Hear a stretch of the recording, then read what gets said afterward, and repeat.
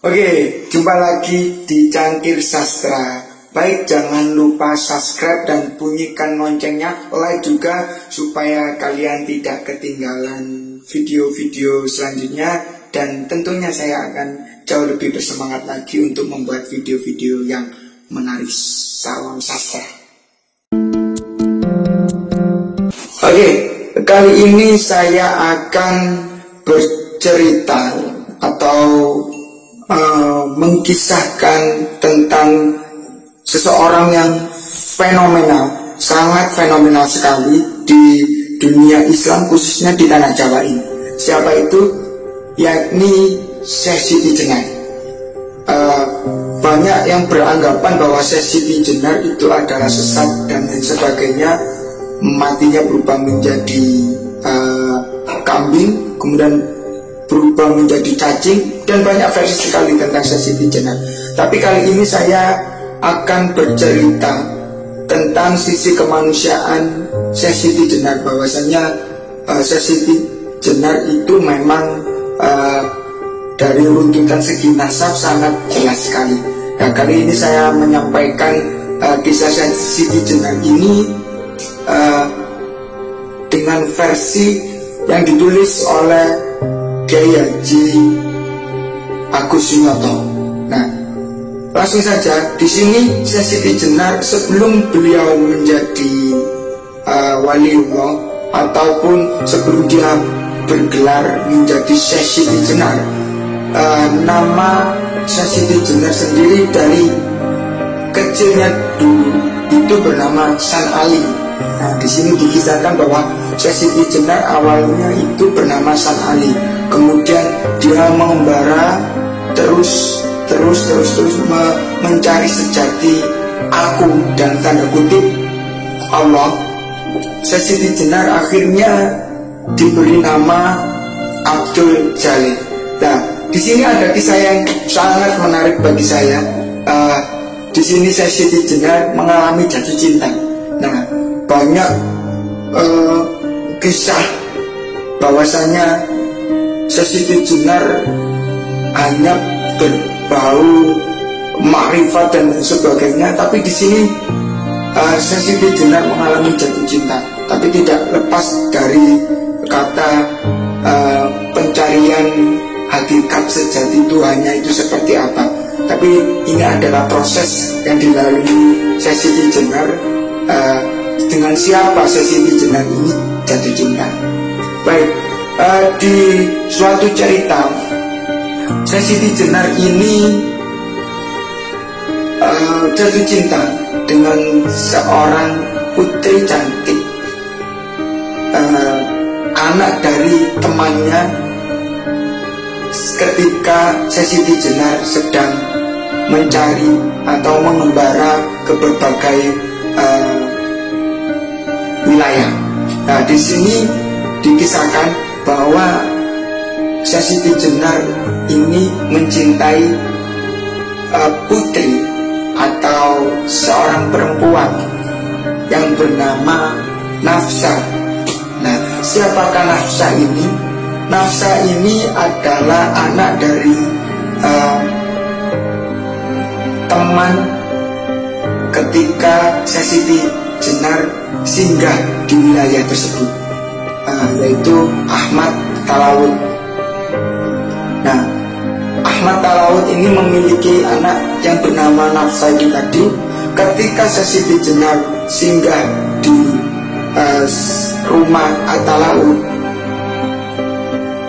bertemulah Syekh Siti Jenar atau Abdul Jalil ini bertemu dengan Nafsa. Ketika bertamu dan tinggal beberapa hari, Nafsa ini terlihat sangat cantik sekalipun dia tertutup oleh cadar. Nah, sebagai pemuda yang sejak kecil terpisah dari orang tua, hidup di padepokan dengan penuh keprihatinan, Abdul Jalil merasakan keramahan diberikan ayahanda dan ibunda Ahmad Talawut sebagai kehangatan ayah dan ibu yang didambanya dalam mimpi-mimpinya. Ketika itu Syekh Siti Jenar disambut dengan sangat luar biasa ramah oleh Ahmad Talawun. Nah, bermula dari keakraban dengan ayahanda dan ibunda, Abdul Jalil akhirnya mengenal anak-anaknya. Nah, ini dari awal bermula mengenal anak-anaknya Ahmad Talawun. Anak pertama bernama Fa'ilatun Nafsiyah, akrab dipanggil Nafsa. Usianya sekitar 23 tahun, belum menikah. Salma Izzatur Rahmah untuk perempuan yang kedua, usianya sekitar 21, sudah menikah dan memiliki 2 anak laki-laki. Anak yang ketiga bernama Ibnu Afkar Al-Afrad, laki-laki, berusia sekitar 19 tahun, sudah menikah dan memiliki seorang anak. Dan anak yang keempat juga laki-laki bernama Ahmad Khas Al-Bashari, berusia sekitar 17 tahun, belum menikah, belajar di Universitas Nizmiyah Baghdad. Nah, ketika itu Abdul Jalil heran dengan perasaannya. Abdul Jalil tidak pernah menduga, apalagi membayangkan bakal terperangkap ke dalam pesona keindahan sesuatu selain dia. Sesuatu selain dia dalam arti Allah, yang sepanjang perjalanan ruhaninya selalu berusaha menghindari hal-hal duniawi, kini menghadapi persoalan besar yang sebelumnya tidak pernah membayangkan. Berbagai bayangan bendawi yang memasuki alam pikiran dan menggelikan jiwanya. Jadi pertama kali Abdul Jalil ini ada sesuatu perasaan terhadap seseorang. Citra keindahan mata Nafsa tiba-tiba sering memasuki ingatannya saat ia salat, zikir, tafakur, membaca buku, makan minum, bahkan saat mengambil wudhu, dan terutama menjelang tidur. Abdul Jalil juga heran dengan perubahan dirinya. Bagaimana mungkin ia selama ini selalu tenang menghadapi berbagai halangan dan rintangan kehidupan, tiba-tiba saja sering dicekam resah. Biasanya kalau orang-orang jatuh cinta pasti resah. Ini bagaimana ini? Rasa itu baru mereda ketika ia melihat atau sekedar membicarakan ini dan itu tentang Nafsa. Ia merasakan betapa jiwanya mendadak terbang. Ia merasakan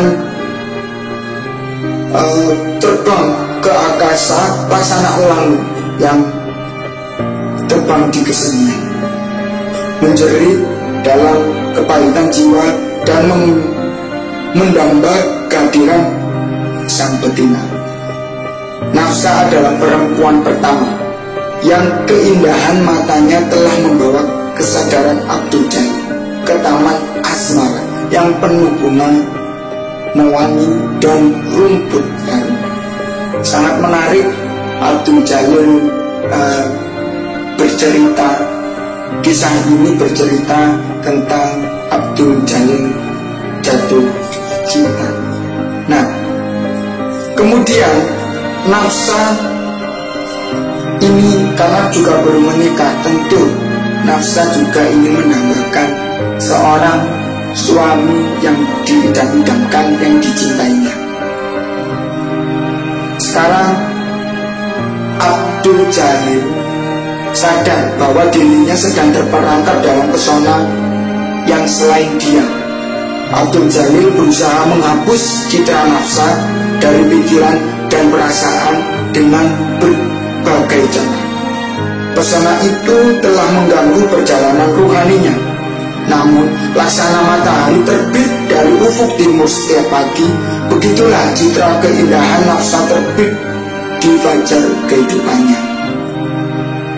jiwanya tiba-tiba menjelma taman indah dengan kicau burung, dengung lebah, gemericik air sungai, desau angin, goyang bunga-bunga, dan harum rerumputan. Makin ia kuat berjuang menghalau keindahan nafsa dari relung-relung ingatan dan malikan jiwanya, makin hanyut ia ke pusaran angin kerinduan yang bermuara ke samudra cinta. Pikirannya terbang ke angkasa melintasi awan khayalan, menggapai rembulan dan bintang-bintang, dan bagaikan burung patah sayap, begitulah ia merasakan dirinya terkapar tanpa daya, melihat khayalan terbang ke angkasa bermadu kasih dengan bayangan nafsa bidadari jiwanya. Sangat menarik kisah Abdul Jalil yang jatuh cinta dengan nafsa. Tapi mau tahu kelanjutan kisah selanjutnya seperti apa kisah Abdul Jalil dengan nafsa ini, kita simak video di kemudian hari. Salam sastra.